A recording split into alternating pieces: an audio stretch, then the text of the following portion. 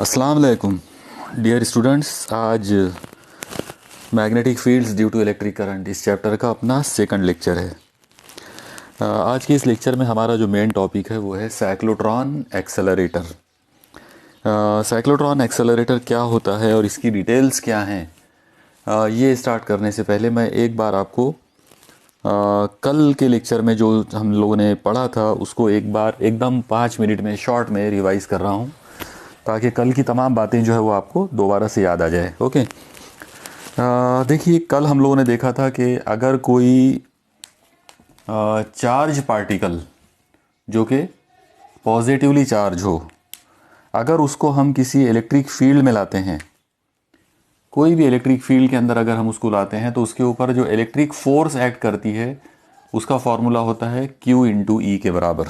Okay, उसी तरीके से अगर हम कोई चार्ज पार्टिकल लेते हैं, पॉजिटिव चार्ज पार्टिकल, और उसको किसी मैग्नेटिक फील्ड में लाते हैं, तो जब हम उसको एक मैग्नेटिक फील्ड में लेकर आएंगे तो उस वक्त उसके ऊपर एक मैग्नेटिक फोर्स एक्ट करती है, और वो जो मैग्नेटिक फोर्स का जो फॉर्मूला था वो फॉर्मूला था Q टाइम्स V बार क्रॉस B बार।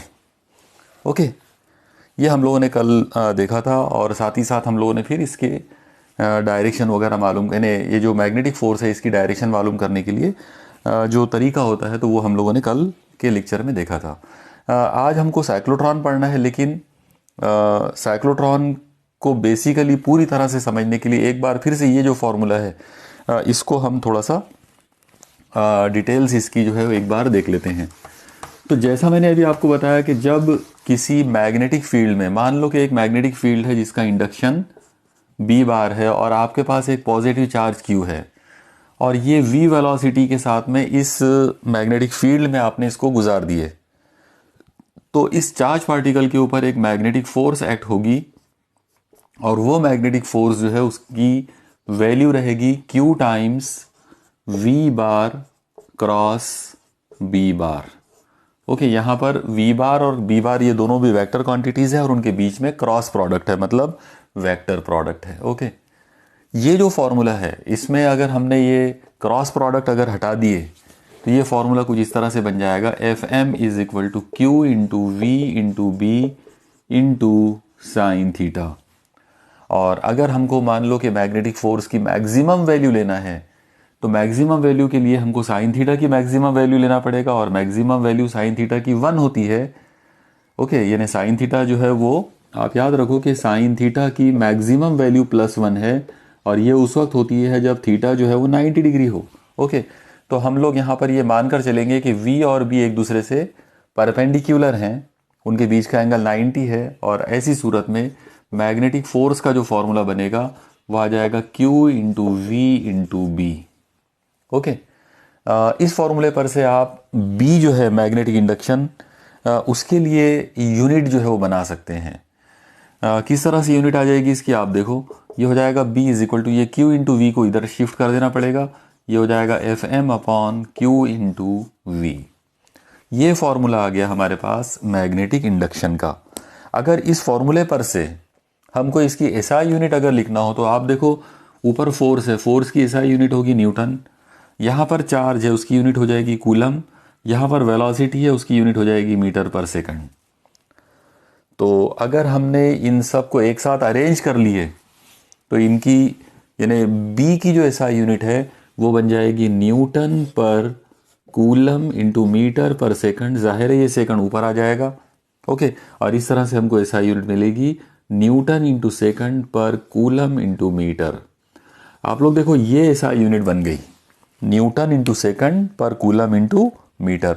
अब जनरली होता यह है कि ये जो यूनिट है मैग्नेटिक इंडक्शन की, ये इतनी ज़्यादा कॉम्प्लिकेटेड है कि इसको यूज़ नहीं किया जाता, और इसीलिए इसको रिप्लेस किया गया है। मतलब ये जो न्यूटन सेकंड पर कूलम इंटू मीटर जो है, इसको रिप्लेस किया गया है टेस्ला से।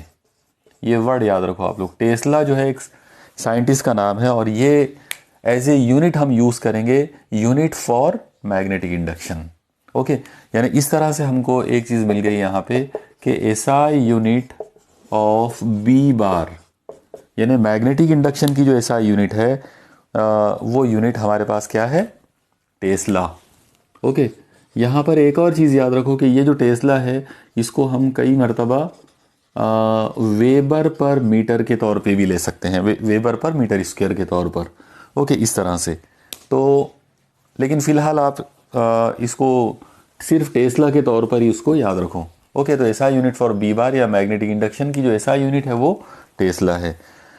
इसमें यहाँ पर एक और चीज़ है कि हम टेस्ला के अलावा एक और यूनिट है, जैसा मैंने अभी आपको बताया कि वेबर पर मीटर स्क्वायर भी उसकी एक यूनिट है, लेकिन इसके अलावा एक यूनिट और भी है और वो है गॉज। यानी यहाँ पर गॉज जो है वो भी एक ऐसी यूनिट है जो आमतौर पे टेस्ला की जगह पर उसको रिप्लेस करके यूज़ किया जाता। और यहाँ पर आप याद रखो कि अगर हमको 1 टेस्ला की अगर वैल्यू लेना है तो 1 tesla is always equal to 10⁴ gauss. Okay, बहुत सारे प्रॉब्लम्स के अंदर ये 10⁴ यानी गॉज जो यूनिट होती है वो ज़्यादा यूजेबल होती है या ज़्यादा कन्वीनियंट होती है। ओके, लेकिन जब हम मतलब ज़्यादातर प्रॉब्लम्स हम एसआई सिस्टम में ही सॉल्व करते हैं, इसलिए आप ये यूनिट टेस्ला जो है वो याद रखो। तो मैग्नेटिक इंडक्शन की एसआई यूनिट टेस्ला है। ओके, चलो यहाँ पर ये मैग्नेटिक इंडक्शन वाला जो पार्ट है ये कंप्लीट हो गया। अब हमको देखना है साइक्लोट्रॉन, जो कि आज हमारा मेन टॉपिक है। आप लोग देखो, एक टर्म जो यूज़ की जाती पार्टिकल एक्सेलरेटर, इसको आप एक बार अच्छे से समझ लो पहले, फिर आपको साइक्लोट्रॉन समझने में ज़्यादा दुश्वारी नहीं आएगी। पार्टिकल एक्सेलरेटर एक्चुअली एक ऐसी मशीन होती है जो चार्ज्ड पार्टिकल्स को एक्सेलरेट करने का काम करती है। एक्सेलरेट करना मतलब उनकी वेलोसिटी बढ़ाना, उनकी फोर्स बढ़ाना, उनकी एनर्जी बढ़ाना। ओके, और उनकी जैसे जैसे वो आगे बढ़ेंगे वैसे वैसे उनकी वेलोसिटी जो है, उनकी जो रफ्तार है वो बढ़ाते चले जाना। तो ऐसी जो मशीन है जो पार्टिकल्स को एक्सेलरेट करे, जो पार्टिकल्स की एनर्जी को, उनकी वेलोसिटी को बढ़ा दे, उसको हम बोलते हैं particle accelerator. Okay, particle accelerator actually 2 तरह के होते हैं। दुनिया में 2 तरह के पार्टिकल एक्सेलरेटर हैं। एक होता है लीनियर एक्सेलरेटर और एक होता है सर्क्यूलर या साइक्लिक भी बोल सकते हैं आप लोग उसको। तो लीनियर एक्सेलरेटर और सर्क्यूलर एक्सेलरेटर। एक बार मैं आपको एकदम शॉर्ट में लीनियर एक्सेलरेटर जो है वो बता देता हूँ कि वो होता कैसा है। आप लोग देखो, अगर आपने मान लो ये इस तरह से एक लंबा सा एक सिलेंडर लिए, ओके, और यहाँ पर इस जगह पर एक पॉजिटिव चार्ज है जिसको आपने इसमें इंटर किए। जस्ट ऐसा इमेजिन करो कि आपने इस जगह पर यहाँ पर इस तरह से प्लेट्स लगाए और ये जो प्लेट्स हैं तो ये निगेटिवली चार्ज हैं। तो होगा ये जो पॉजिटिव चार्ज है ये इन निगेटिव प्लेट्स के अंदर अट्रैक्ट करेगा और अट्रैक्शन की वजह से वो यहाँ से जब गुजरेगा तो उसकी स्पीड जो है वो बढ़ेगी। ओके, और ये बेसिकली पॉजिटिव चार्ज है, इसलिए निगेटिव की तरफ उसका अट्रैक्शन होगा और उसकी वेलोसिटी बढ़ेगी। अगर आपने यहाँ पर इस जगह पर और इसी तरह से निगेटिव प्लेट लगाए तो वो पार्टिकल यहाँ से और ज़्यादा स्पीड से इधर गुजरेगा। और जब आप इस तरह से बहुत सारे ऐसे निगेटिव प्लेट्स का ऐसा सेट लगाते चले जाएंगे एक पर्टिकुलर इंटरवल के बाद, तो आप देखेंगे कि ये पार्टिकल जब यहाँ से बाहर निकलेगा तो उस वक्त उसकी स्पीड कई गुना ज़्यादा बड़ी होगी। वो बहुत तेज़ी के साथ एक्सेलरेट करते हुए जाएगा, उसकी एनर्जी बहुत ज़्यादा तेज़ है, उसकी जो काइनेटिक एनर्जी है उस पार्टिकल की वो बहुत ज़्यादा होगी। ओके, इस तरह की ये जो मशीन होती है इसको बोलते हैं linear accelerator. Linear accelerator particle को ऐसे लीनियर मोशन में एक सीधी लाइन के अंदर जो है उनको एक्सेलरेट करने का काम करता है, उनकी स्पीड को बढ़ाने का काम करता है। ओके, ये हो गया लीनियर एक्सेलरेटर की बात। ऐसा ही एक एक्सेलरेटर जो है वो सर्क्यूलर भी हो सकता है। सर्क्यूलर एक्सेलरेटर जो है वो पार्टिकल को गोल घुमाकर, मतलब सर्कल्स में घुमाकर उनकी स्पीड को बढ़ाएगा और इसीलिए हम उसको सर्क्यूलर एक्सेलरेटर कहेंगे। ओके, यहाँ पर आप याद रखिए कि साइक्लोट्रॉन जो है, साइक्लोट्रॉन एक्सेलरेटर जो है वो एक्चुअली सर्क्यूलर एक्सेलरेटर ही है। ओके, वो पार्टिकल्स को गोल घुमाकर, सर्कल्स में घुमाकर जो है वो एक्सेलरेट करता है। अब साइक्लोट्रॉन बेसिकली क्या चीज़ है, तो उसका सबसे पहले तो आप पहला जो पॉइंट है उसके लिए वो आपको उसका प्रिंसिपल समझना है कि साइक्लोट्रॉन का प्रिंसिपल क्या होता है। आप लोग इसमें एक चीज़ ध्यान में रखो, मान लो आपने एक इलेक्ट्रिक फील्ड ली है, सपोज करो कि ये इलेक्ट्रिक फील्ड है ऐसे, और एक आप मैग्नेटिक फील्ड ले लो। अब जैसा आप इस फिगर में देख रहे हो, मैंने यहाँ पर इलेक्ट्रिक और मैग्नेटिक फील्ड दोनों भी म्यूचुअली परपेंडिकुलर लिया हूँ, यानी उनके बीच का जो एंगल है वो 90 डिग्री है। अब ऐसी सूरत में अगर आप एक आधा पॉजिटिव चार्ज पार्टिकल अगर लेते हैं और उसको इन दोनों से परपेंडिकुलर डायरेक्शन में अगर उसको डालते हैं, परपेंडिकुलर डायरेक्शन मतलब यहाँ पर ये ऐसे इस तरह से आप डालते हैं, अब जाहिर है इस तरह से डालो या उधर से इधर डालो एक ही बात है। ओके, तो जब आप एक पार्टिकल को यहाँ डालोगे ऐसे perpendicular to E bar and B bar both, दोनों को परपेंडिकुलर, तो ये जो चार्ज पार्टिकल है ये इस फील्ड के अंदर वो कभी ऐसे लीनियर मोशन नहीं कर पाएगा, बल्कि वो जो पार्टिकल है वो इस इलाके के अंदर सर्क्यूलरली वो घूम जाएगा, वो उसके अंदर एक डिफ्लेक्शन आ जाता, एक ऐसी फोर्स उसके ऊपर ऐड करती जिसकी वजह से वो गोल घूमना शुरू कर देता। ओके, तो आप देखेंगे कि यहाँ पर ये जो पार्टिकल है, ये पार्टिकल इस तरह से घूमेगा और घूमकर ये इस तरह से वो सर्कल कंप्लीट करता जाएगा, यानी इस तरह से वो सर्कुलर अंदाज में वो घूमेगा यहाँ पर इस पर्टिकुलर रीजन के अंदर, जिसमें मैग्नेटिक फील्ड भी है और इलेक्ट्रिक फील्ड भी है एक दूसरे के ऊपर म्यूचुअली परपेंडिकुलर। तो बेसिकली ये जो चीज़ है यही इसका प्रिंसिपल है, यानी हम साइक्लोट्रॉन का प्रिंसिपल ये कह सकते हैं कि अगर बरकी मैदान और मैग्नातीसी मैदान एक दूसरे पर उमूदन हो और इस उमूदी बरकी मैदान और मैग्नातीसी मैदान के इलाके में एक आधा अगर चार्ज पार्टिकल अगर आ जाता है, पॉजिटिवली चार्ज पार्टिकल आमतौर पर, तो वो जो पॉजिटिवली चार्ज पार्टिकल जो है वो उस इलाके में आकर दायरवी अंदाज में उसमें डिफ्लेक्शन आ जाए, दायरवी अंदाज में वो इन्हिराफ करने लगता है या दायरवी अंदाज में उसका डिफ्लेक्शन हो जाता है। ये जो चीज़ है ये साइक्लोट्रॉन का बेसिक प्रिंसिपल या ये उसका बुनियादी उसूल है। ओके, अब हमको देखना है कि साइक्लोट्रॉन की बेसिकली बनावट कैसी होती है, मतलब ये बना हुआ कैसे होगा। तो यहाँ पर हम इसको इसकी जो ओरिजिनल जो फिगर है पहले उसको एक बार हम देखते हैं। आप देखो इसके अंदर सबसे पहले हम एक बड़ा सा एक मैग्नेट लेंगे, मान लो कि इस मैग्नेट का ये एन पोल है। ओके, और एक उसी से पैरेलल वे में यहाँ पर एक दूसरा बड़ा सा मैग्नेट लेंगे और ये इसका एस पोल है। अब आप गौर से देखो, अगर एक नॉर्थ पोल वाला मैग्नेट और एक साउथ पोल वाला मैग्नेट है तो इसमें जो इलेक्ट्रिक फील्ड, इसमें जो मैग्नेटिक फील्ड बनेगी वो मैग्नेटिक फील्ड की डायरेक्शन ये ऐसी रहेगी इस तरीके से। ओके, यानी ऊपर से नीचे, नॉर्थ पोल से साउथ पोल की तरफ। ठीक है, अब हमको एक काम करना है, ये जो दोनों के बीच का ये जो रीजन है यहाँ पर हम एक सिलेंडर लेंगे। ओके, अब अगर आपको यहाँ पर इस जगह पर एक सिलेंडर अगर लेना है तो आप सिलेंडर को ये इस तरीके से इमेजिन कर सकते हो। आप देखो, सब गौर से देखना इसको कि यहाँ पर इस जगह पर मैंने एक ऐसा इस जगह पे एक सिलेंडर लिया हूँ। अब इस सिलेंडर को हम बीच में से ऐसा खड़ा कट करके दो टुकड़ों में उसको डिवाइड कर देंगे। ओके, अब आप देखो, इसको अगर आपको खड़ा कट करना है तो हम एक काम कर सकते हैं, मान लो मैंने इस सिलेंडर को यहाँ से इस जगह पर कट कर दिया और इसको ये ऐसा कर दिया हूँ। ओके, ऐसा ही मुझे यहाँ भी करना पड़ेगा इस जगह पर। तो ये मैंने इसको कट किया और कट करने के बाद अब अगर आपको अगर क्लियरली अगर आप इसको इमेजिन कर रहे हो तो आप लोग देखो ये कुछ इस तरह से हो जाएगा, इस तरह का डिज़ाइन आपको उसके अंदर दिखेगा। ओके, मतलब इस सिलेंडर के एक्चुअली यहाँ पे दो टुकड़े हो गए, एक टुकड़ा ये वाला है इधर ऐसे, इधर वाला ये वाला पार्ट। ओके, और एक टुकड़ा ये बैक साइड में। अब और जाहिर सी बात है ये दोनों जो ये जो दो यानी दो जो सेमी सिलेंडर जो बन गए, यानी एक बड़े सिलेंडर के दो टुकड़े जो हो गए, तो अगर आप इसको ऊपर से अगर आप देखते हैं तो आपको इसका शेप ये ऐसा दिखेगा, इस अंदाज में एक ऐसा उल्टा डी जैसा नज़र आएगा, कैपिटल लेटर का डी, और एक ऐसा सीधा कैपिटल लेटर वाला डी नज़र आएगा।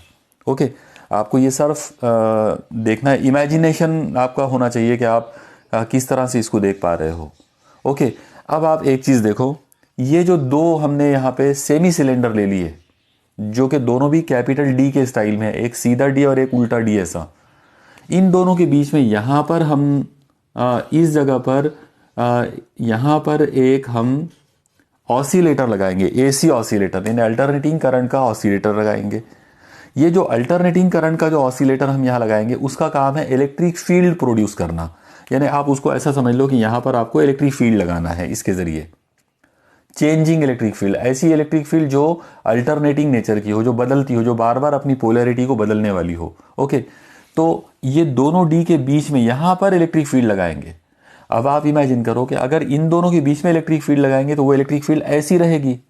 ओके, मतलब एक्चुअली वो इलेक्ट्रिक फील्ड की डायरेक्शन ये ऐसी बताना पड़ेगा, और यहाँ पर वो इलेक्ट्रिक फील्ड ऐसी बनेगी, ऐसी इस ये डायरेक्शन के अंदर। चलो मैं उसको ऐसे बता देता हूँ। तो यहाँ पर ये इलेक्ट्रिक फील्ड की डायरेक्शन आ गई। ऑलरेडी ये जो ग्रीन कलर से मैंने पहले आपको बताया था वो मैग्नेटिक फील्ड थी। ओके, ये ग्रीन कलर में जो चीज़ है तो ये मैग्नेटिक फील्ड है। आपको शायद क्लियर कट समझ में आ रहा होगा कि मैग्नेटिक फील्ड ऊपर से नीचे की डायरेक्शन में है और इलेक्ट्रिक फील्ड इधर से इधर की डायरेक्शन में है, इस हॉरिजॉन्टल डायरेक्शन में है। इसका मतलब इलेक्ट्रिक फील्ड और मैग्नेटिक फील्ड एक दूसरे के ऊपर परपेंडिकुलर है, यानी उनके बीच का जो एंगल है वो 90 का एंगल बना। मैग्नेटिक लाइंस जो है वो ऐसी हैं, इलेक्ट्रिक लाइंस ऐसी है। इसका मतलब जो रीजन यहाँ पर तैयार हो गए ये दोनों डीज के बीच में, या ये जो दोनों जो हाफ सिलेंडर्स हैं, सेमी सिलेंडर्स जो हैं, इनके बीच का जो इलाका है वहाँ पर मैग्नातीसी मैदान और बरकी मैदान दोनों आपस में उन्मूलन हो गए हैं। Okay, clear? इतना डेफिनेटली आपको समझ में आया होगा। ओके, चलो अब हम देखते हैं कि हम इसके अंदर आगे क्या करने वाले हैं, तो उसको आप एक बार पहले समझ लो। देखो, इसमें सबसे पहली जो बात है वो ये है, पहले मैं यहाँ पर उसका दोबारा से वही स्कीमेटिक डायग्राम जो है वो बना देता हूँ। आप देखो, मान लो कि यहाँ पर ये इस तरह से एक लेफ़्ट साइड वाला डी है और इस जगह पर ये ऐसा राइट साइड वाला डी है। ओके, ये इसको हम D1 का नाम दे देते, इसको हम D2 का नाम दे देते। ओके, और जैसा मैंने अभी आपको एक्सप्लेन किया था कि ये दोनों जो डीज हैं तो इनको हम कनेक्ट करेंगे एसी ऑसिलेटर के साथ में। तो इस जगह पर यहाँ पर हमने एसी ऑसिलेटर लिया है जिसका काम इलेक्ट्रिक फील्ड अप्लाई करना है, और वो भी चेंजिंग इलेक्ट्रिक फील्ड। याद रखना, चेंजिंग इलेक्ट्रिक फील्ड का मतलब ये है कि इसकी एक बार पोलैरिटी जो है वो इधर पॉजिटिव रहेगी तो इधर निगेटिव, और फिर अगले ही पार्ट में इधर पॉजिटिव हो जाएगी और इधर निगेटिव। ओके, मतलब प्लस और माइनस की जो पोलैरिटी है वो बार बार इन दोनों में बदलेगी। एक बार वो D1 को पॉजिटिव बनाएगा, जब D1 पॉजिटिव रहेगा तो D2 निगेटिव बन जाएगा, और थोड़ी देर के बाद फिर D2 पॉजिटिव हो जाएगा तो D1 जो है वो निगेटिव। यानी अल्टरनेटिंग नेचर वाली इलेक्ट्रिक फील्ड हमने अप्लाई करे। जाहिर है जब आप इलेक्ट्रिक फील्ड ऐसे लगाएंगे तो इलेक्ट्रिक फील्ड की डायरेक्शन ऐसी बनेगी। ओके, अब आप इसमें एक चीज़ देखो कि हम यहाँ पर ये जो सेंटर है इस जगह पर हम एक ऐसा मटेरियल रखेंगे, एक ऐसा सोर्स रखेंगे जो पॉजिटिव पार्टिकल को प्रोड्यूस करे। ओके, मैं इसका नाम थोड़ी देर के लिए P रख देता हूँ। P मतलब P is the source of positive particle. और इमेजिन करो कि यहाँ से P पार्टिकल जो है वो इजेक्ट कर, इसने P पार्टिकल को निकाला। जब यहाँ से P इसमें से जब पॉजिटिव पार्टिकल जब निकलेगा तो उस वक्त D1 और D2 में से कोई तो भी एक D जो है वो पॉजिटिव रहेगा और एक निगेटिव। ओके, सपोज करते हैं कि ये निगेटिव है और ये पॉजिटिव है, तो होगा ये कि इसमें से निकलने वाला जो पार्टिकल वो इधर जाएगा, इधर जाने की कोशिश करेगा, लेकिन जैसा मैंने बनाया हूँ स्ट्रेट लाइन में, वो स्ट्रेट लाइन में नहीं जाएगा बल्कि वो ऐसा थोड़ा सा कर्व स्टाइल में जाएगा, क्योंकि यहाँ पर मैग्नेटिक फील्ड भी है। वो दायरानुमा अंदाज में निकलेगा। ओके, दायरा जैसे अंदाज में यहाँ से निकल कर ऐसा जाएगा इस अंदाज में। लेकिन होगा ये कि इधर आने के फौरन बाद जब वो इधर आएगा उस वक्त ये पोलैरिटी बदल जाएगी, और अगर ये पोलैरिटी बदलती है, अगर ये पॉजिटिव हो जाता है और उस वक्त ये निगेटिव हो जाता है, और क्योंकि ये पार्टिकल तो पॉजिटिव है इसलिए ये वाला जो D है पॉजिटिव, ये उसको लौटने का काम करेगा, ये उसको रिपेल करेगा, और जैसे ही उसको रिपेल करेगा वो यहाँ से निकल कर इधर जाएगा, क्योंकि इधर निगेटिव D है, पॉजिटिव पार्टिकल इधर जो है अट्रैक्ट होगा और इस तरीके से वो इधर जाएगा। अब वो पार्टिकल इधर आ गया, लेकिन यहाँ पर ये जो ऑसिलेटर जो होता है एसी ऑसिलेटर, इसकी फ्रीक्वेंसी ही कुछ ऐसी होती है कि जब पार्टिकल इधर आता तो उस टाइम पर इधर की पोलैरिटी चेंज हो जाती, ओके, बिल्कुल उसी टाइम पर वो ही वक्त पर पोलैरिटी फिर से चेंज होंगी, ये पॉजिटिव बनेगा और उस वक्त ये निगेटिव, और इस तरह से ये पार्टिकल घूमकर इधर आ जाएगा, क्योंकि ये रिपेल करेगा तो ये अट्रैक्ट करेगा उस वक्त, तो वो पार्टिकल घूमकर इधर आ गया। लेकिन फिर से वही वाली कहानी रिपीट होंगी, जब ये पार्टिकल इधर आएगा उस वक्त फिर ये पॉजिटिव बनेगा और उस वक्त ये निगेटिव बन जाएगा, नतीजे में ये पार्टिकल यहाँ से वापस दूर भागेगा इधर। ओके, इस तरह से हो जाएगा। फिर जब ये पार्टिकल इधर आएगा ये साइड में, उस वक्त फिर ये पॉजिटिव बनेगा, ये निगेटिव बनेगा, पार्टिकल ने वापस इधर आना है इस तरह से। और अब आप एक चीज़ देखो, बार बार जब ये पॉजिटिव और निगेटिव पोलैरिटी इसके बीच में चेंज होती रहेगी तो ये पार्टिकल इस इलाके के अंदर ये इस तरीके से ऐसे सर्कल के बाद सर्कल बनाते जाएगा, उसका सर्कल जो है वो बढ़ता जाएगा, क्योंकि लगातार हर मर्तबा उसको एक्सेलरेशन मिल रहा है, हर मर्तबा उसकी स्पीड बढ़ रही है। ओके, तो ऐसा बढ़ते जाएगा और बार बार उसके बहुत सारे ऐसे सर्कुलर पाथ जो है वो कंप्लीट होंगे, इनको हम स्पाइरल पाथ कहते हैं। ओके, ये एक तरह से स्पाइरल, जैसे वो बाइंडिंग, स्पाइरल बाइंडिंग आपने देखा होगा स्प्रिंग के जैसी होती है, तो उस तरह का शेप यहाँ पे बन रहा है, तो इसको स्पाइरल पाथ कहेंगे। होता यह है कि जब ये अपने आखिरी राउंड में आता है तो उस वक्त हम यहाँ पर इस जगह पर एक खिड़की होती है, जिसको आमतौर पर W से जाहिर करेंगे, उसे विंडो कहेंगे।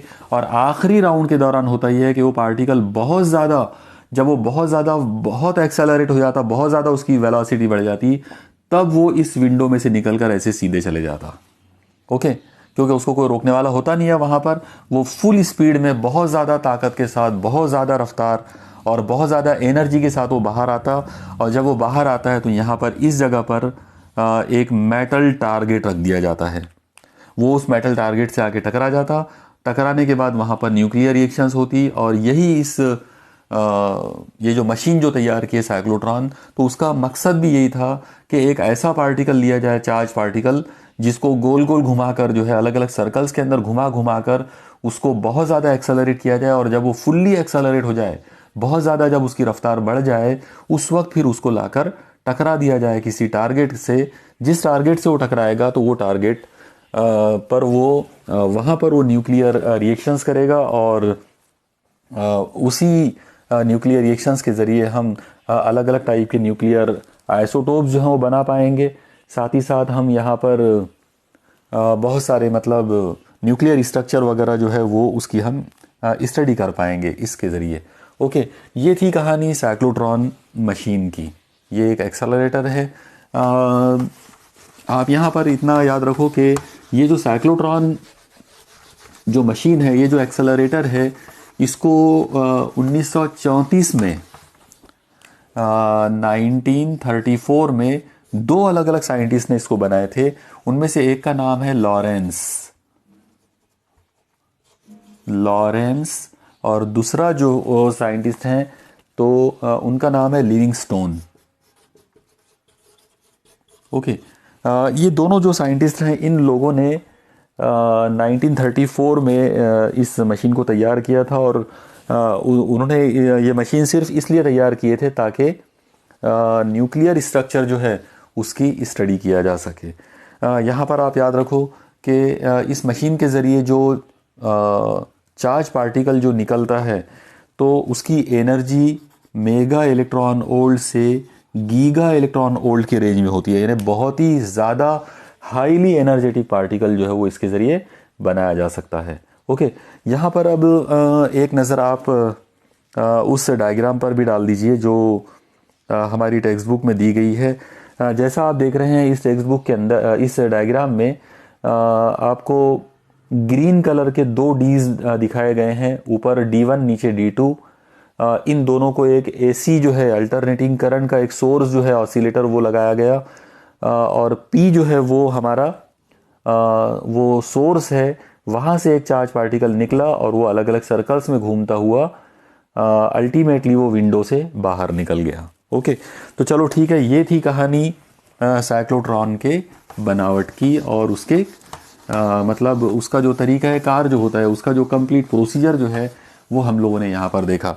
अब हमको देखना है साइक्लोट्रॉन की कंप्लीट इसका थ्योरेटिकल बैकग्राउंड, मतलब साइक्लोट्रॉन की थ्योरी हमको देखना है कि इस थ्योरेटिकली हम इसको कैसे करेंगे और इसमें क्या क्या चीज़ें हम पढ़ सकते हैं। ओके, तो चलो शुरू करते हैं। आप देखो, सबसे पहली चीज़ इस पर्टिकुलर केस में वो ये है कि हमने एक पॉजिटिवली चार्ज एक पार्टिकल लिया है। मान लो कि वो चार्ज प्लस क्यू है और इसको हमने इलेक्ट्रिक फील्ड और मैग्नेटिक फील्ड के म्यूचुअली परपेंडिकुलर इलाके में हमने उसको डाले। ओके, तो यहाँ पर क्योंकि मैग्नेटिक फील्ड के अंदर हमने उसको डाला है तो मैग्नेटिक फोर्स उसके ऊपर एक्ट करेगा। ये जो मैग्नेटिक फोर्स उसके ऊपर ऐड करेगा, उस मैग्नेटिक फोर्स का फॉर्मूला होगा F M bar is equal to Q times V bar cross B bar. Okay, ये हम लोगों ने ऑलरेडी कल के लेक्चर में भी देखा था, आज भी मैंने आपको ये रिवाइज करके बताया था। ओके, अब हम एक काम करते हैं, इसका क्रॉस प्रोडक्ट हटा लेते हैं, तो ये हो जाएगा F M is equal to Q into V into B into sine theta. Okay, और अब यहाँ पर आप एक चीज़ ऐसा समझ लो कि जब हम कोई चार्ज पार्टिकल को मैग्नेटिक फील्ड में इंट्रोड्यूस करेंगे तो वो राइट एंगल पर ही इंट्रोड्यूस करेंगे, मतलब उमूदी अंदाज में। और क्योंकि हम उसको उमूदी अंदाज में इंट्रोड्यूस करने वाले हैं, इसलिए थीटा की वैल्यू 90 डिग्री लेंगे। और जब आप थीटा को 90 डिग्री लेंगे तो साइन थीटा की वैल्यू 1 हो जाएगी। इसका मतलब जो मैग्नेटिक फोर्स यहाँ पर बनेगी वो हो जाएगी Q into V into B के बराबर। ये हमारी इक्वेशन नंबर 1 है। आप याद रखो, ये मैग्नेटिक फोर्स की मैक्सिमम वैल्यू होगी जो उस चार्ज पार्टिकल पर ऐड करेगी। ओके, पॉजिटिव चार्ज पार्टिकल पर। अब आप एक चीज़ देखो, यहाँ पर आप एक काम करो, इस पर्टिकुलर फिगर पर आप नज़र डालो। आप देखो, जब हम एक चार्ज पार्टिकल को एक उमूदी मैग्नेटिसी मैदान में यानी परपेंडिकुलर मैग्नेटिक फील्ड में जब उसको डालेंगे तो होगा ये कि उसके ऊपर एक फोर्स ऐड करेगी। ये वाली फोर्स जो मैग्नेटिक फोर्स एफ एम है, ये उसके ऊपर ऐड करेगी, लेकिन ये फोर्स उसको सर्क्यूलर अंदाज में डिफ्लेक्ट कर देगी, यानी वो गोल घूमना शुरू कर देगा। ओके, जब वो गोल घूमना शुरू करेगा मैग्नेटिक फोर्स की वजह से, जब वो सर्क्यूलर अंदाज में घूमेगा तो वहाँ पर हमको सेंट्रीपिटल फोर्स लाना पड़ेगा, उसको इमेजिन करना पड़ेगा, क्योंकि जो हमारा चार्ज पार्टिकल है वो सर्क्यूलरली डिफ्लेक्ट हुआ, सर्क्यूलर पाथ में उसने अपने आप को मोड़ दिया है, या वो सर्क्यूलर मोशन कर यूनिफॉर्म सर्क्यूलर मोशन कर रहा है, इसलिए वहाँ पर सेंट्रीपिटल फोर्स होगी डेफिनेटली। तो वो जो सेंट्रीपिटल फोर्स है, हमको पता है उसका जो स्केलर फॉर्मूला होता है वो है mv²/r। तो ये मान लो कि इक्वेशन नंबर 2 है। ओके, एक बार फिर से मैं आपको बता दूं कि हमारा चार्ज पार्टिकल मैग्नेटिक फील्ड में था, उस वक्त उसके ऊपर इतनी फोर्स ऐड करी, इस फोर्स की वजह से वो सर्क्यूलर अंदाज में डिफ्लेक्ट हो गया। उस सर्क्यूलर डिफ्लेक्शन की वजह से वो यूसीएम करना शुरू कर दिया, उसने यूनिफॉर्म सर्क्यूलर मोशन शुरू कर दिया, और उस यूनिफॉर्म सर्क्यूलर मोशन की वजह से उसमें सेंट्रीपिटल फोर्स यानी मरकज़ी क़ुव्वत जो है वो पैदा हो गई, जिसकी वैल्यू होती है mv²/r।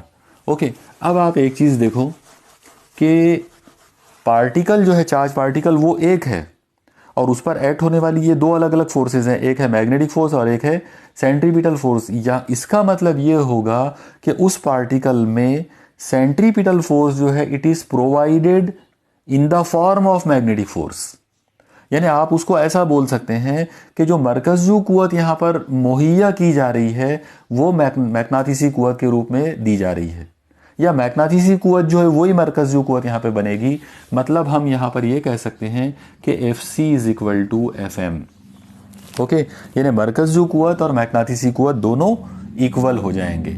अगर ये दोनों इक्वल हो जाएंगे तो फिर ये दोनों फार्मूलों को हम यहाँ ला के रख सकते हैं, ये फार्मूले हो जाएंगे इक्वल इस तरह से, mv²/r is equal to Q into V into B. Okay, मुझे उम्मीद है आपको यहाँ तक ये पूरा पार्ट जो है वो समझ में आ गया होगा। चलो अब हम इसको थोड़ा सा और आगे बढ़ाते हैं। सबसे पहले आप एक काम करो, इस r को उधर शिफ्ट कर लो, ये बन जाएगा m इंटू वी का square is equal to Q into V into B into R. Okay, जैसा आप देख रहे हो इस तरफ v है और इस तरफ ये v का स्क्वायर है, तो ये कट जाएगा, और अगर ये दोनों कट गए तो ये हो जाएगा m into V is equal to Q into B into R. Okay, लेकिन आपको पता है कि m इंटू वी जो है मास इंटू वेलोसिटी यानी कमियत और रफ्तार का हासिल ज़रब जो होता है वो ख़ती मेआर हरकत होता है, लीनियर मोमेंटम, और आम तौर पर लीनियर मोमेंटम को स्मॉल p से डिनोट करते हैं। तो इसका मतलब ये हो जाएगा small p is equal to Q into B into R. ये एक इम्पॉर्टेंट रिजल्ट हमको मिला ये आपसे एग्ज़ाम में पूछा जा सकता है। यहाँ पर आप देखो कि Q और B जो है ये दोनों कांस्टेंट है, और अगर ये दोनों कांस्टेंट्स को यहाँ से हटा दिए जाए तो इक्वल टू और कांस्टेंट जब हट जाएंगे तो हम इसको ऐसे लिख सकते हैं P is proportional to R, मतलब जो चार्ज पार्टिकल है उसका लीनियर मोमेंटम जो है it is directly proportional to radius of spiral path या सर्कुलर पाथ। ओके, तो ये एक रिज़ल्ट यहाँ पर इंपॉर्टेंट आ गया। चलो अब हम इसको और आगे बढ़ाते हैं। वापस हम इस इक्वेशन पर आते हैं। ये मैंने लीनियर मोमेंटम का एक पॉइंट आपको पहले एक्सप्लेन कर दिया हूँ। अब हम दोबारा से इस फॉर्मूले पर आएंगे। अब देखो ये जो फार्मूला है, इस फार्मूले में से हम m और r को उधर शिफ्ट कर देते। जब हम m और r को उधर शिफ्ट करेंगे तो ये बन जाएगा v square is equal to, ये r उधर ऊपर जाएगा और ये m नीचे जाएगा, मतलब ये बनेगा q into V into B into r और अपॉन में आ जाएगा m। ओके, फिर से आप ये v से v का स्क्वायर कट कर दो, ये हो जाएगा v is equal to q into B into R, okay, upon में m। तो ये वाला हमारे पास एक सेकंड नंबर का एक इंपॉर्टेंट फार्मूला आ गया कि वो जो चार्ज पार्टिकल है साइक्लोट्रॉन के अंदर जिसको इंट्रोड्यूस किए थे सेंटर पर, उसकी वेलोसिटी का फार्मूला ये रहेगा। ये आपसे एग्जाम में पूछ सकते हैं। ओके, जो फार्मूले मैं यहाँ पर बता रहा हूँ वो सब आप उनको याद करने की कोशिश करना, और अगर वो याद नहीं हुए तो एटलीस्ट आप ये फार्मूलों को याद रखो, इन पर से आप उनको डिराइव कर सकते हो। ओके, तो velocity of charge particle inside the cyclotron, उस साइक्लोट्रॉन के अंदर जो लीनियर वेलोसिटी है उसका फॉर्मूला होगा Q into B into R upon M. यहाँ पर आप देखो कि Q कांस्टेंट है, B कांस्टेंट है, M भी कांस्टेंट है। अगर ये सारे कांस्टेंट हटा दिए जाएं इक्वल टू के साथ में तो हम यहाँ पर ये कह सकते हैं कि V is proportional to R। आप लोग देखो एक बहुत ही इंपॉर्टेंट रिजल्ट हमको मिला कि वो जो चार्ज पार्टिकल है उसकी velocity radius of circular path के साथ में डायरेक्टली प्रोपोर्शनल है। इस बात का मतलब ये हुआ कि जैसे जैसे उसका सर्कल बढ़ेगा, उसका रेडियस बढ़ेगा, उसकी वेलोसिटी भी बढ़ेगी। ओके, यानी यहाँ पर ये फॉर्मूले से क्या चीज़ समझ में आ रही है कि जब वो पार्टिकल, वो जो चार्ज पार्टिकल है, जब वो छोटे सर्कल में था, छोटे रेडियस में, उस वक्त उसकी वेलोसिटी कम रहेगी। फिर अगले राउंड में जब उसका रेडियस बढ़ेगा तो उसकी वेलोसिटी भी बढ़ेगी। फिर अगले राउंड में और रेडियस बढ़ेगा और वेलोसिटी बढ़ेगी। ऐसा करते करते जब वो आउटर मोस्ट ऑर्बिट में रहेगा, लास्ट आखिरी सर्कल जब वो बनाएगा, उस वक्त उसका आर मैक्सिमम रहेगा, तो उस वक्त उसकी वेलोसिटी भी मैक्सिमम रहेगी। और यही तो हमारा काम था, यानी साइक्लोट्रॉन एक्सेलरेटर हमने बनाए इसलिए थे कि वो जो चार्ज पार्टिकल है उसकी वेलोसिटी बढ़ने को ना, तो यहाँ पर उसकी वेलोसिटी बढ़ रही है उस सर्कुलर पाथ के रेडियस के साथ में। ओके, तो ये भी एक इम्पॉर्टेंट रिजल्ट हमको मिला यहाँ पर। चलो और हम इस आर्टिकल को आगे बढ़ाते हैं। आगे बढ़ाने के लिए एक बार फिर मैं वापस इसी इक्वेशन पर आऊँगा। आप याद रखो जितने भी डेरिवेशन है वो सब इसी एक इक्वेशन पर से किए जा सकते हैं। एक बार फिर से यहाँ पर आप देखो कि centripetal force is equal to magnetic force. अब आप इसमें एक काम करेंगे, सिर्फ आर को उधर शिफ्ट कर दो। अगर आपने सिर्फ आर को उधर शिफ्ट कर दिया तो ये हो जाएगा m into V square is equal to Q into V into B into R. Okay, अब एक काम कर सकते हैं, ये जो फॉर्मूला हमको मिला, इस फॉर्मूले में आप वापस m को शिफ्ट करो उधर, ये हो जाएगा v का square is equal to Q into V into B into R, और जाहिर है अपॉन में आ जाएगा m। अब आप v के स्क्वायर से v को कट कर दो, ये बन गया v is equal to Q into B into R upon m, जैसा मैंने अभी कुछ देर पहले भी किया था। ओके, मान लो ये हमारी इक्वेशन नंबर 3 है। ओके, अब हमको यहाँ पर एक चीज़ देखना है कि ये जो पार्टिकल है, ये जो फॉर्मूला हमको मिला इक्वेशन 3 जो है, ये linear velocity of charge particle है, और ये वो चार्ज पार्टिकल की लीनियर वेलोसिटी है जो सर्कुलर मोशन में है। जाहिर सी बात है, अगर वो चार्ज पार्टिकल सर्कुलर मोशन में है, इसका मतलब उसके अंदर एंगुलर वेलोसिटी होगी। वो एंगुलर वेलोसिटी होगी ओमेगा। ओके, तो फिर v और ओमेगा में क्या ताल्लुक होता है? वो जो ताल्लुक है वो हमने ऑलरेडी पहले चैप्टर के अंदर, रोटेशनल डायनामिक्स का जो हमारा चैप्टर था, उसमें हमने वो रिलेशन डिराइव भी किया था। आप सबको याद आया होगा, हम लोगों ने ये फॉर्मूला देखा हुआ है, v is equal to omega into R. Okay, linear velocity और एंगुलर वेलोसिटी का ये रिलेशन होता है। ओके, तो यहाँ पर हम ये रिलेशन को यूज़ करेंगे। अब जैसे मैं v is equal to omega into R लूँगा तो v की ये जो वैल्यू है ओमेगा इंटू आर, वो मैं यहाँ रख सकता हूँ इक्वेशन 3 में। तो जैसे मैं v की ये वैल्यू इक्वेशन 3 में रखूँगा, इक्वेशन 3 कुछ ऐसी बन जाएगी, omega into R is equal to Q into B into R upon M. Okay, अब जैसा आप देख रहे हो कि इधर भी आर है, इधर ऊपर भी आर है, तो ये आर से आर कट जाएगा और इस तरह से फॉर्मूला आ जाएगा omega is equal to Q into B upon M. आप लोग देखो, एक ख़ास चीज़ हमको यहाँ पर मिली और वो ख़ास बात ये है कि उस चार्ज पार्टिकल की एंगुलर वेलोसिटी या एंगुलर फ्रीक्वेंसी, ये जो ओमेगा, इसको एंगुलर वेलोसिटी भी बोलते हैं और इसको एंगुलर फ्रीक्वेंसी भी कहा जाता। तो ये इस फॉर्मूले में आर नहीं है। ओके, इसके फॉर्मूले में आर गायब हो गया। इसका मतलब ये हुआ कि एंगुलर फ्रीक्वेंसी या एंगुलर वेलोसिटी जो है वो रेडियस ऑफ पाथ पर डिपेंड नहीं करती है। ओके, रेडियस ऑफ पाथ चाहे छोटा हो चाहे बड़ा हो, एंगुलर फ्रीक्वेंसी का उससे कोई लेना देना नहीं है। एंगुलर वेलोसिटी या angular frequency is independent of radius of circular deflection. Okay, clear. तो यहां पर ये एक चीज आ गई। यहां पर एक और बात हमको समझ में आ रही है और वो ये है कि ये जो ओमेगा है, ओमेगा की वैल्यू क्यू पर डिपेंड है, क्यू कांस्टेंट है, बी पर डिपेंड है, बी कांस्टेंट है, एम पर डिपेंड है, एम भी कांस्टेंट है। इसका मतलब omega is equal to constant, यानी साइक्लोट्रॉन के अंदर जो फ्रीक्वेंसी होती है, एंगुलर फ्रीक्वेंसी या एंगुलर वेलोसिटी जो होती है उस चार्ज पार्टिकल की, वो हमेशा कांस्टेंट रहती है, वो बदलती नहीं है। ओके, तो ये हमको एक इंपॉर्टेंट कंसेप्ट यहाँ पर मिला। ये आप याद रखो, एमसीक्यूज वगैरह में ये तमाम बातें पूछी जा सकती हैं। अब हम यहाँ पर एक काम करेंगे, ये जो ओमेगा है इसको हम कन्वर्ट कर सकते हैं टाइम पीरियड के अंदर। आप लोगों को पता है कि ओमेगा जो है उसका वक्त दौरान के साथ, उसका टाइम पीरियड के साथ में ये रिलेशन होता है, omega is equal to 2π upon T. तो ये रिलेशन हम यहाँ वापस ला सकते हैं। अगर हमने इसको यहाँ ला के रख दिया तो ये बन जाएगा 2π upon T is equal to Q into B upon M. Okay, और अब ये जो चीज़ हमको मिली, आप एक काम करो, इसका रेसिप्रोकल ले लो। रेसिप्रोकल अगर लेते हैं तो ये हो जाएगा T upon 2π is equal to M upon Q into B. और अब ये 2π को उधर शिफ्ट कर लो, ये आ जाएगा T is equal to 2π M upon Q into B. एक बहुत ही इंपॉर्टेंट फॉर्मूला। ओके, आप देखो, ये जो फॉर्मूला है ये time period of charge particle को रिप्रेजेंट करेगा, टाइम पीरियड ऑफ साइक्लोट्रॉन।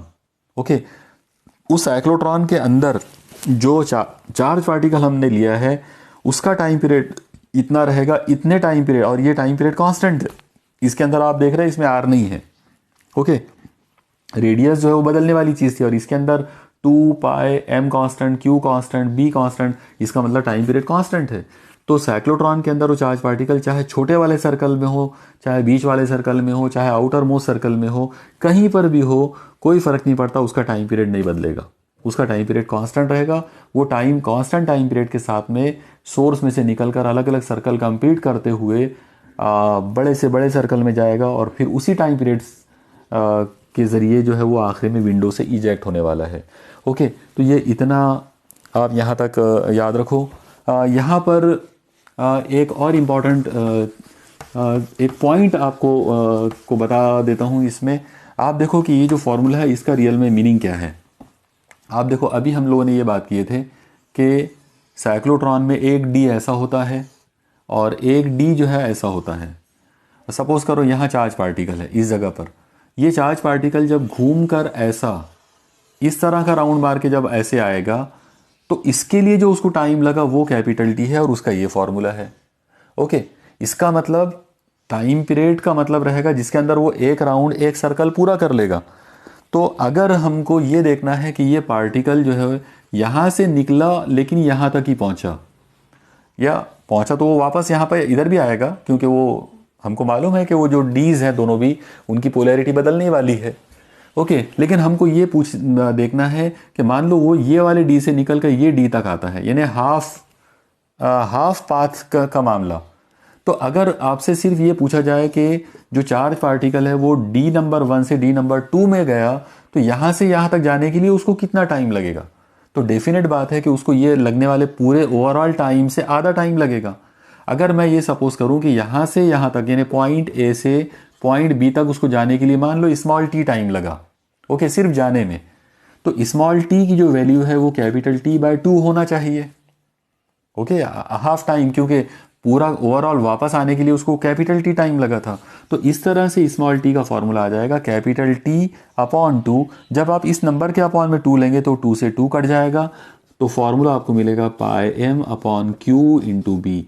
आप लोग याद रखो ये फॉर्मूला भी एक बार बोर्ड के एग्ज़ाम में ये MCQ में पूछा गया था। ओके, ये जो फार्मूला जो है ये एक इंपॉर्टेंट कंसेप्ट है, इंपॉर्टेंट फार्मूला है, और ये ऑलरेडी एक बार बोर्ड के एक पेपर में जो है 12वीं के मतलब 12th बोर्ड के पेपर में ये सवाल पूछा गया था कि साइक्लोट्रॉन के अंदर जो चार्ज पार्टिकल है उसको एक डी से दूसरे डी में जाने के लिए कितना टाइम लगता है। तो एक डी से दूसरे डी में जाने के लिए उसको टाइम लगेगा पाई एम अपॉन क्यू बी, और अगर साइक्लोट्रॉन का टाइम पीरियड अगर पूछते हैं तो उसका फॉर्मूला ये रहेगा 2 पाई एम क्यू इंटू बी के बराबर। ओके, यहाँ पर एक इम्पॉर्टेंट डिस्कशन जो है साइक्लोट्रॉन का वो कंप्लीट हो गया। अब एक और चीज़ जो है वो डिस्कस करना ज़रूरी है इस जगह पर। अभी जैसा मैंने आपको बताया था कि हमारे पास जो मेन कंसेप्ट है यहाँ पर वो है कि centripetal force must be equal to magnetic force, यानी मरकज़ी क़ुव्वत और मैग्नेटिसी क़ुव्वत इक्वल होती है, होना चाहिए होती है साइक्लोट्रॉन के अंदर। तो अब इनके फॉर्मूले ले लेते हैं। ये फॉर्मूले आ जाएंगे mv² by R is equal to magnetic force का फॉर्मूला है Q into V into B. Okay, अब एक काम करो, सिर्फ R को उधर शिफ्ट कर दो, ये हो जाएगा m into V square is equal to Q into V into B into R. Okay, अब एक काम करते हैं, दोनों साइड को 1/2 से मल्टीप्लाई कर दो, 1/2 से। तो जब मैं दोनों साइड को 1/2 से मल्टीप्लाई करूंगा ये कुछ ऐसा हो जाएगा, half mv² is equal to, इधर भी मुझे 1/2 से मल्टीप्लाई करना पड़ेगा, मतलब ये हो जाएगा Q into V into B into R divided by 2। Okay, 1/2 से मैंने दोनों तरफ मल्टीप्लाई कर दिया। लेकिन आप गौर से देखो, हाफ mv² ये काइनेटिक एनर्जी का फॉर्मूला है। Okay, this is the formula for kinetic energy, मतलब इसकी जगह पर मैं यहाँ पर काइनेटिक एनर्जी ले सकता हूँ। काइनेटिक एनर्जी को हम यूजुअली ई सफिक्स के से डिनोट करते हैं, ज़रूरी नहीं है, आप चाहो तो उसको काइनेटिक एनर्जी को ऐसा भी लिख सकते हो, KE काइनेटिक एनर्जी। ओके, बहरहाल ये वाला जो पार्ट है काइनेटिक एनर्जी है, तो kinetic energy is equal to कितना आ गया, Q into V into B into R divided by 2। तो ये जो फार्मूला आपको मिला ये भी एक बहुत ही इंपॉर्टेंट फार्मूला है, और ये फार्मूला बता रहा है कि वो जो चार्ज पार्टिकल है उस चार्ज पार्टिकल की काइनेटिक एनर्जी V पर भी डिपेंड करेगी और R पर भी डिपेंड करेगी। ओके, दोनों लोगों पर डिपेंड करेगी, वेलोसिटी पर भी और रेडियस ऑफ सर्कुलर पाथ पर भी। तो इस तरीके से जब ये पार्टिकल जो है जब ये पार्टिकल यहाँ से मतलब इसमें से जब निकलेगा तो उसका फॉर्मूला जो है वो कुछ इस तरह से होगा। यहाँ पर हम इस फॉर्मूले को मॉडिफाई कर सकते हैं। इसको हम मॉडिफाई किस तरह से करेंगे तो उसको आप एक बार फिर से शॉर्ट में जो है एक बार समझ लो। मैं ये फॉर्मूले को यहाँ पहले ऊपर लिख देता हूँ ताकि डेरिवेशन में फिर ये हमारे लिए आसानी रहे। Kinetic energy is equal to Q into V into B into R divided by 2। Okay, आप लोग देखो इस फॉर्मूले में से, क्योंकि V और R दो वेरिएबल हैं, V भी बदलने वाली चीज़ है, R भी बदलने वाली चीज़ है, तो इसलिए हम दोनों में से कोई भी एक वेरिएबल में अगर हमको इसको कन्वर्ट करना हो तो हम इसको कैसे करेंगे। तो आप लोग देखो, हम लोगों ने बेसिक फार्मूला लिया था कि मरकज़ी क़ुव्वत इज इक्वल टू मैग्नेटिसी क़ुव्वत। ओके, इसमें से ये V से ये V का स्क्वायर कट जाएगा। अब आप M और R को उधर शिफ्ट कर दो तो ये हो जाएगा V is equal to Q into B into R upon M। आप V की ये कीमत उठाकर वहाँ रख दो। ओके, यानी हमारा आइडिया एकदम सिंपल है। सिंपल वे में ये जो V की जो वैल्यू है इसको उठाकर वहाँ रखेंगे। जब हम इसको ऊपर रखने वाले हैं तो ये कुछ ऐसा हो जाएगा, kinetic energy is equal to Q into B into R by 2 into V ऊपर ही है तो V की जगह पर ये ले सकते हैं, यह आ जाएगा Q into B into R upon M। Okay, मैंने क्या किया, ये जो ऊपर ये जो V था मैंने उसको V को मल्टीप्लाई के रूप में ले लिया और फिर बाद में V की वैल्यू रख दिया। चलो इसको अगर सॉल्व करें तो क्या मिलेगा, एक आसान सी चीज़ मिलेगी, kinetic energy is equal to Q into Q मतलब Q का स्क्वायर, B इंटू बी मतलब B का स्क्वायर, R इंटू R का स्क्वायर अपॉन 2 है और M है, इसका मतलब अपॉन में आ गया 2M। तो आप लोग देखो यहाँ पर मैंने ये वाला जो फॉर्मूला था ऊपर वाला, इस फॉर्मूले में V और R दो वेरिएबल थे। ओके, दोनों भी बदलने वाले लोग थे, तो उन दोनों को में से v को हटाकर मैंने सिर्फ r में कन्वर्ट किया, तो ये फॉर्मूला कुछ ऐसा आ गया। अब ये वाला जो फॉर्मूला है ये सिर्फ एक वेरिएबल के अंदर है और वो वेरिएबल का नाम r है। तो इसका मतलब ये हुआ कि ये फॉर्मूला जो है ये हमको सिर्फ एक variable radius of circular deflection जो है उसके रूप में हमको काइनेटिक एनर्जी के बारे में बता रहा है। और इसमें अगर हम गौर करें Q square B square M ये सारे लोग कांस्टेंट अगर इक्वल टू के साथ में अगर हटा दें तो हम यहाँ पर ऐसा कह सकते हैं कि kinetic energy is directly proportional to R square. ये एग्ज़ाम में आपसे पूछा जा सकता है। ओके, आप देखो कि जब साइक्लोट्रॉन के अंदर यानी साइक्लोट्रॉन एक्सेलरेटर जो होता है तो उसमें अगर हम उसमें जो चार्ज पार्टिकल जो होता है तो उस पर उसकी जो काइनेटिक एनर्जी है वो हमेशा डायरेक्टली प्रोपोर्शनल होगी कैसे, square of radius of deflection, circular deflection से। ओके, मुझे उम्मीद है आपको यहाँ तक कि तमाम जो चीज़ें अभी हुई ये सब आपको समझ में आई होंगी और आपने ये पूरा बहुत अच्छे से नोट डाउन भी कर लिया होगा। ओके, यहाँ पर हमारा साइक्लोट्रॉन एक्सेलरेटर का जो पार्ट है वो अब पूरी तरह से जो है वो कंप्लीट हो जाता है। अगर आपको कोई डिफ़िकल्टीज़ अगर इसमें आती है तो आप मुझे पूछ सकते हैं और अपनी डिफ़िकल्टीज़ जो है वो मेरे साथ आप शेयर कर सकते हैं। Okay, keep studying. अल्लाह हाफिज़।